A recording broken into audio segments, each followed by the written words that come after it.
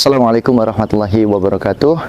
Alhamdulillahilladzi an'amana bi ni'matil imani wal islam wa kataba alaina fardhus shiyam wa nusalli wa nusallim ala khairil anam sayyidina Muhammad wa ala alihi wa sahbihil kiram, amma ba'd. Alhamdulillah, segala puji hanya milik Allah Azza wa Jalla. Kita kedatangan tamu istimewa kaum muslimin wal muslimat, yang dimana tamu ini datang sekali dalam setahun, yang disifati dengan Syahrul Mubarak, Syahrul Quran, Syahrul Shiyam, yakni bulan Ramadan, ya, yang dimana juga adalah pintu surga dibukakan selebar-lebarnya dan pintu neraka ditutup serapat-rapatnya, dan setan-setan dibelenggu pada bulan ini. Dan sebagian orang memang ada yang menjadikan sebuah bulan Ramadan itu bulan penuh dengan kemalasan, penuh dengan beralasan karena kurang berproduktif, karena dia harus menahan dahaga dan lapar dari pagi hingga petang, dan juga harus mengejar sebuah target dari atasannya, dan juga harus belajar, mengerjakan soal, mengerjakan tugas dari guru-gurunya. Maka izinkan kami di sini untuk memberikan beberapa tips agar tetap berproduktif walaupun dalam keadaan berpuasa. Kaum muslimin wal muslimat, yang pertama adalah yakni mengakhirkan sahur. Karena yang paling utama adalah di awalnya, karena nanti akan menjadikan sebuah hasil. Bagaimana kita mengawali sebuah hal yang baik, maka insya Allah kita akan mendapatkan sebuah hasil yang baik. Yang diawali dengan sahur, yang diakhirkan, karena ini adalah salah satu sunnahnya Rasulullah SAW. Hadis dari Anas yang diceritakan oleh Zaid bin Thabit bahwasanya tasaharna ma'a Rasulillah sallallahu alaihi wasallam tsumma qama ila shalah, bahwasanya kami pernah sahur bersama Rasul sallallahu alaihi wasallam. Kemudian setelah sahur Rasul sallallahu alaihi wasallam beranjak menuju salat. Maka Anas pun bertanya-tanya, kam kana baina sahuri wal adzan, bahwasanya berapa jarak antara sahur dan adzan, sampai-sampai disifatkan setelah sahur Rasul sallallahu alaihi wasallam beranjak untuk sholat.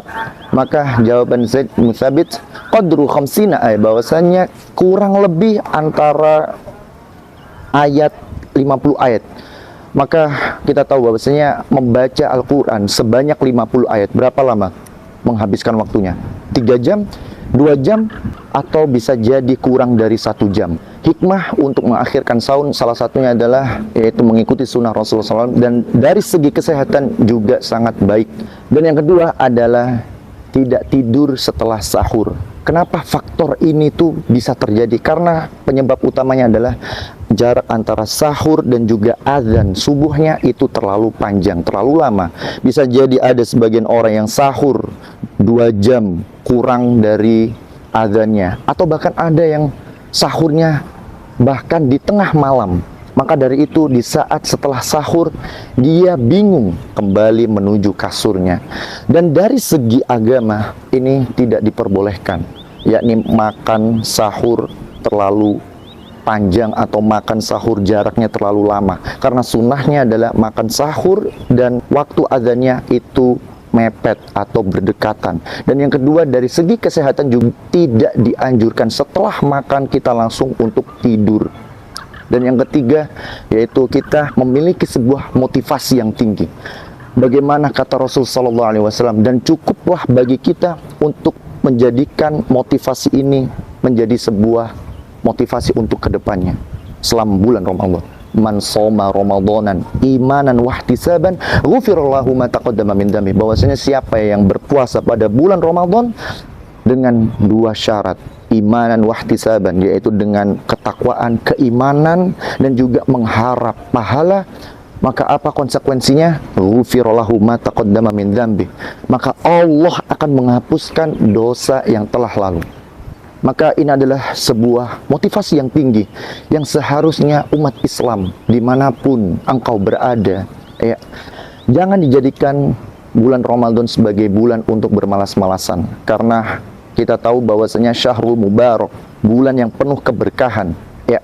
Dan kita seharusnya sebagai umat Islam mengetahui bahwasanya Rasulullah SAW dan para sahabatnya, ya, melakukan aktivitas yang cukup berat bukan hanya sekedar bekerja, berdagang, atau bahkan hijrah, namun berperang di bulan Ramadan. Ya, kita tahu sejarahnya Perang Badar.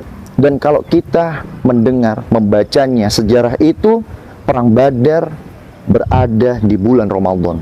Dan ini bisa menjadikan sebuah pacuan bahwasanya kita sebagai umat muslim seharusnya lebih bersemangat menyambut tamu istimewa kita, yang bisa jadi ini adalah sebuah Ramadan terakhir kita. Maka dari itu, kaum muslimin dan muslimat, semoga beberapa tips ini menjadikan pacuan dan juga sebagai reminder self bagi diri saya dan kalian semua yang mendengarkan atau yang menyaksikan ini. Semoga yang sedikit ini bisa kalian ambil dan juga mengamalkannya. Wassalamualaikum warahmatullahi wabarakatuh.